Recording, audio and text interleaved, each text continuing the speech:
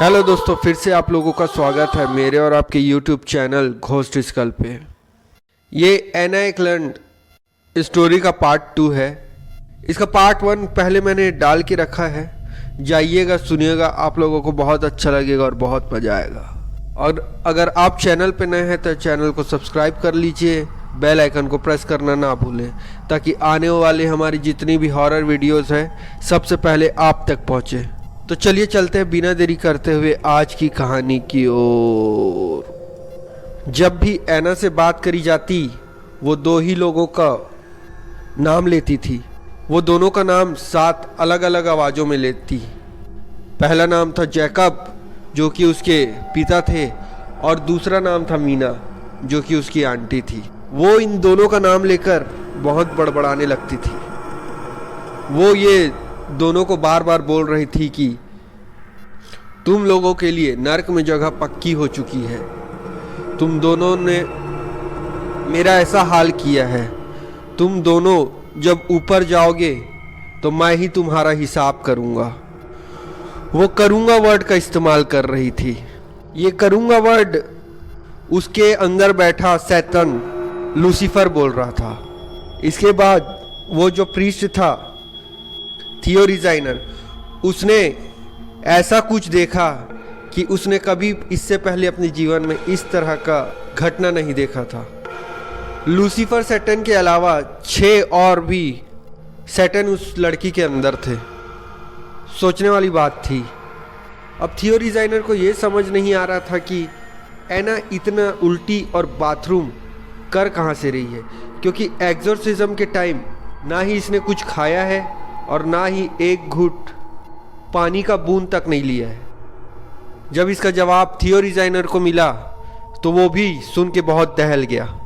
ये वो चीज़ें थी जो उसकी आंटी मीना ने काला जादू करते वक्त किया। कुछ मसाले थे और कुछ तंबाकू की पत्तियाँ थी। इस एग्जॉर्सिज्म को करने का सीधा सीधा साइड इफ़ेक्ट अब प्रीस्ट थियोरीजाइनर पर भी पड़ने लगा था। उसके अंदर मौजूद शैतान ने जब ये शक्तियाँ उसके शरीर में थी तो वो इतनी पावरफुल थी कि 6 नन और 2 फ्रांसीसी सिस्टर्स को एक साथ काबू में करके रखे थे। इन लड़कियों को इसलिए बुलाया गया था क्योंकि वो एना को पकड़ सके। जब एक्सोर्सिज्म चलेगा तो वो बहुत हिलती डुलती थी। ये 6 लड़कियां भी उस एक एना को संभाल नहीं पा रही थी। वो 6 लड़कियों को पटक कर अपना हवा में उड़ना चालू कर देती थी, और जो अब उसके आवाज़ें निकल रही थी वो मुंह से नहीं बल्कि गले से निकल रही थी। कोई भी इंसान होठ चिपका के गले से कैसे आवाज़ निकाल सकता है। उसके अंदर मौजूद शैतान ने अब थियोरीजाइनर को परेशान करना शुरू कर दिया था। एक्सोर्सिज्म शुरू करने से पहले कुछ दिन पहले थियोरीजाइनर ने एक नई कार ली थी। एक्सोर्सिज्म ख़त्म करके थियोरीजाइनर अपने घर जाता, फिर अगले दिन वापस आता। 7-8 दिनों तक एक्सोर्सिज्म करने के बाद थियोरीजाइनर अपने घर से एना के घर वापस आ रहा था तो बीच में ही उसका एक्सीडेंट हो गया। ये एक्सीडेंट वाली बात मैं आप लोगों को इसलिए बता रहा हूँ क्योंकि एना ने इसके एक्सीडेंट के बारे में पहले ही भविष्यवाणी कर दी थी। एना ने बोला था कि तू यहाँ मरेगा और किसी भयंकर एक्सीडेंट में मरेगा। एक्सीडेंट तो हुआ लेकिन इसमें थियोरीजाइनर की जान नहीं गई। थियोरीजाइनर का लंबा इलाज चला और वो ठीक हो गए। अब मैं आप लोगों को बताता हूँ कि उस शैतान ने जो बाकी लोग थे जो एक्सोर्सिज्म कर रहे थे साथ में, उन लोगों के साथ क्या क्या किया। एना के अंदर बैठे शैतानों को जो भी एक्सोर्सिज्म करने आते थे उनके लाइफ का पास्ट पूरा पता होता था। जैसे ही उन लोग एक्सोर्सिज्म का प्रक्रिया चालू करते वैसे ही एना के अंदर बैठे शैतान उनका पास्ट लाइफ बोलना चालू कर देते थे। वे शैतान उन लोगों की काली सच्चाई बताने लग जाते थे। एक्सोर्सिज्म करने वालों के मन में भी अब उनके काले कांड घूमने लगे थे, इसलिए वो थोड़ा सा डरे सहमे वहाँ से भाग गए।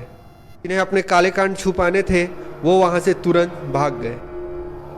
अब आगे जो प्रीस्ट थियोरीजाइनर ने देखा, यकीन मानिए कभी भी उसने ये नहीं सोचा होगा कि इस तरह का नज़ारा मैं अपने आंखों से देखूंगा।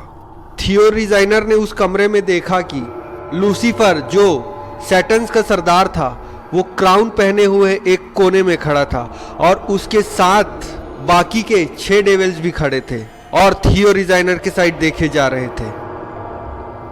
धीरे धीरे एक्सोर्सिज्म अपने अंतिम चरण पर पहुंचने वाला था और फाइनली जितने भी सैटन्स एना के अंदर थे वो अब उसके शरीर को धीरे धीरे करके छोड़ने वाले थे। फाइनली वो सैटन्स एना के शरीर को छोड़ चुके थे। एना खुशकिस्मत थी कि वो इतना सब झेलने के बाद भी जीवित रही। आप लोगों ने ज़्यादातर कहानियों में सुना होगा कि एक्सोर्सिज्म जिसके ऊपर होता है वो लोग बच नहीं पाते, लेकिन एना खुशकिस्मत थी कि इस एक्सोर्सिज्म के बाद भी बच गई। तो दोस्तों, ये थी एना एक्लैंड की कहानी। अगर आप लोगों को ये स्टोरी अच्छी लगी तो लाइक शेयर कमेंट करना ना भूलिएगा। और अगर आप लोगों के पास भी अगर अच्छी अच्छी हॉरर स्टोरीज़ है तो हमें हमारे इंस्टाग्राम आईडी पर भेज सकते हैं। हमारी इंस्टाग्राम आईडी है @GhostSkull1990। तो दोस्तों, मिलते हैं अगली वीडियो पे। हर हर महादेव, जय श्री महाकाल।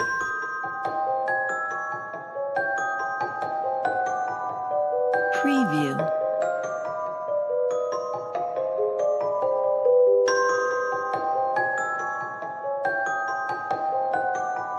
Preview.